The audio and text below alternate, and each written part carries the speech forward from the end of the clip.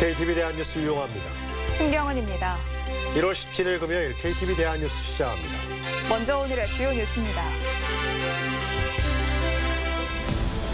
정부가 우리 국민의 북한 방문이 다양한 형태로 이루어져 민간 교류 기회가 확대되길 기대한다고 밝혔습니다. 또 대북 개별 관광은 북한의 호응에 따라 남북이 독자적으로 추진할 수 있다고 강조했습니다. 한국은행이 기준금리를 연 1.25%로 동결했습니다. 한은은 최근 국내 경제지표가 반등함에 따라 시장 흐름을 지켜봐야 한다고 설명했습니다. 규제를 한시적으로 유예하거나 면제해주는 규제 샌드박스가 시행 1년을 맞았습니다. 규제 샌드박스를 통해 지난해 195개의 새로운 제품과 서비스가 탄생했습니다. 최근 남북협력 확대 방안으로 대북 개별 관광이 주목받고 있습니다.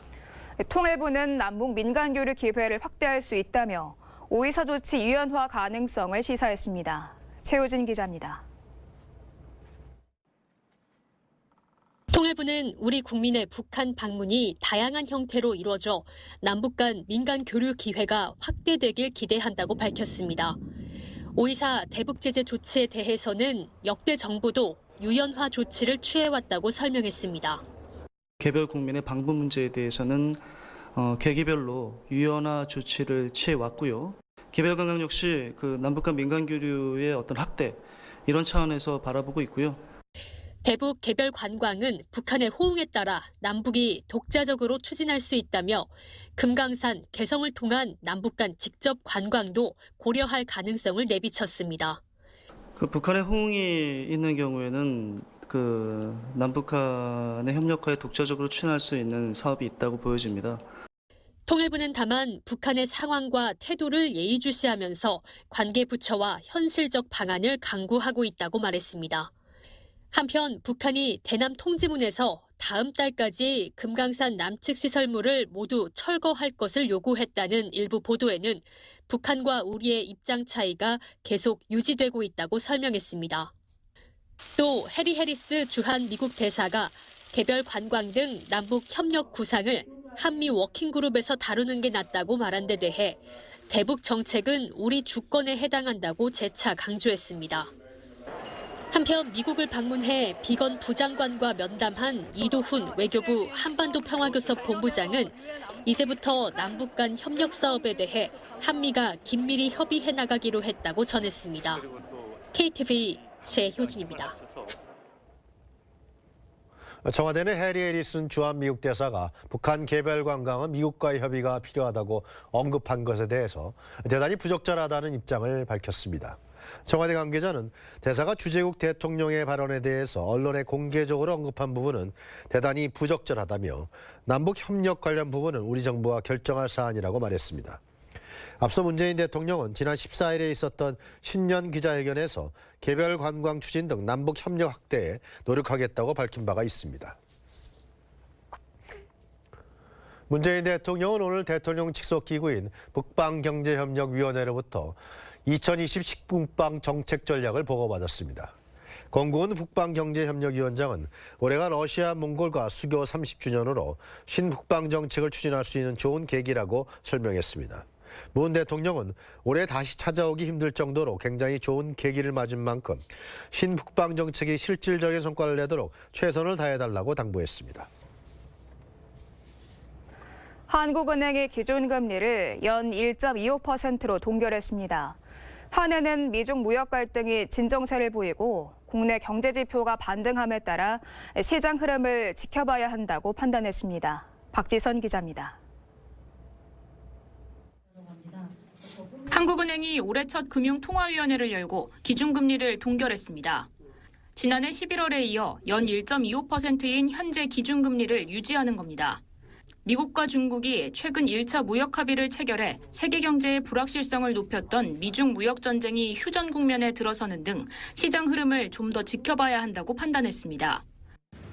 미중 무역 협상 진전 등으로 대외 여건의 불확실성이 다소 완화되고 있는 만큼 향후 경기 흐름을 지켜볼 필요가 있다는 점, 그리고 금융 안정 측면에서의 리스크를 함께 고려할 필요가 있는 점을 고려해서 기준금리를 현 수준에서 유지하기로 결정했습니다.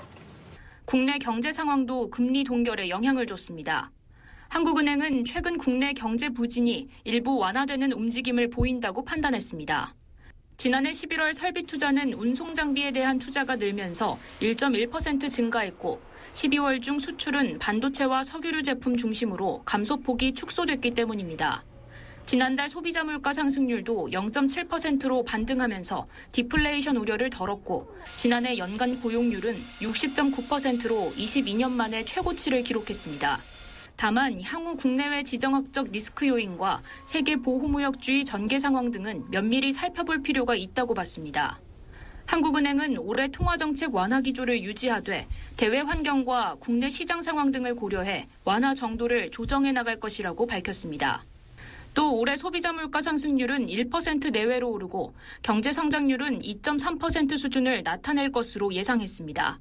KTV 박지선입니다. 정부가 최근 서비스업의 생산과 소비가 완만히 증가하면서 이 설비 투자도 부진에서 벗어나고 있다고 평가했습니다. 1월 경제 동향 김용민 기자가 짚어봤습니다.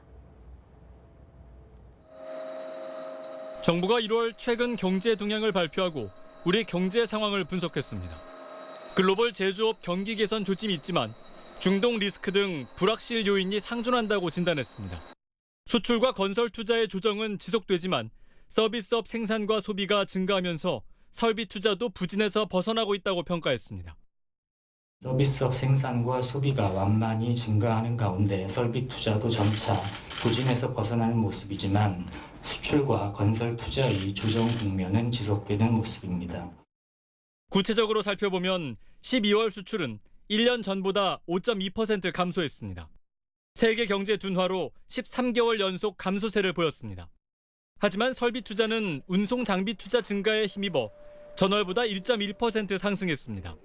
서비스업 생산의 1.4% 증가로 전 산업 생산은 0.4% 증가했고 11월 소매 판매 역시 전월보다 3% 올랐습니다. 소비도 늘었습니다.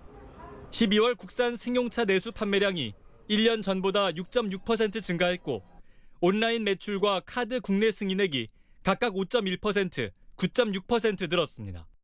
다만 백화점 매출액과 할인점 매출액은 각각 3.3%, 5.9% 줄었습니다. 중국인 관광객이 26.9% 증가한 수치가 눈에 띕니다. 12월 취업자 수는 서비스업을 중심으로 1년 전 같은 기간보다 51만 6천 명 상승했습니다. 정부는 올해 경제정책 방향에 반영된 과제를 속도감 있게 추진해 경기 반등의 모멘텀을 조속히 마련하는 데 총력을 기울이겠다고 밝혔습니다. KTV 김용민입니다. 정세균 총리가 불교 기독교계 지도자들을 차례로 만나서 취임 인사를 나눴습니다. 정 총리는 통합의 총리가 되도록 노력하겠다면서 종교계의 협조를 요청했습니다. 자유한국당 황교안 대표와도 만나 국정 운영의 대승적 협조를 부탁했습니다. 유진영 기자가 보도합니다. 정세균 국무총리가 서울 조계사를 찾아 조계종 총무원장인 원행 스님을 예방했습니다. 정 총리는 앞에 큰 산이 많이 놓여 있다며 한 가지를 꾸준히 하는